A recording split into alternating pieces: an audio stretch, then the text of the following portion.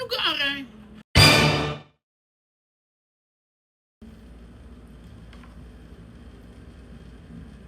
Ito po ang inyong Mamay Leo.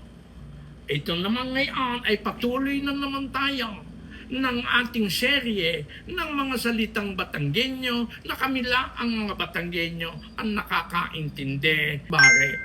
Ano ba yung barek? Aba, inuman. Pag uminom ka ng alcoholic beverage, yun ibarek. Hindi pwedeng bumarek na soft drinks. Barek, beer, scotch, lampanog, gin, yung mga nakakalaseng, yon ang barek. Dukwang, ayun. Ang dukwang, yung pang nasa bintana ka, gusto kang makita doon, malayo, ay dudukwang ka gayon. Dudukwang ka doon sa bintana para makita mo.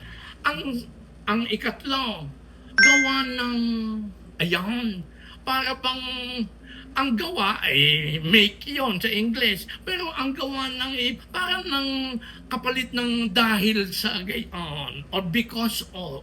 Ginagamit namin yung gawa ng, ayan, para bang, ay ako'y napauwi gawa ng matagal ko na kayo hindi nakikita at saka magbe-birthday si Pinsang Buo.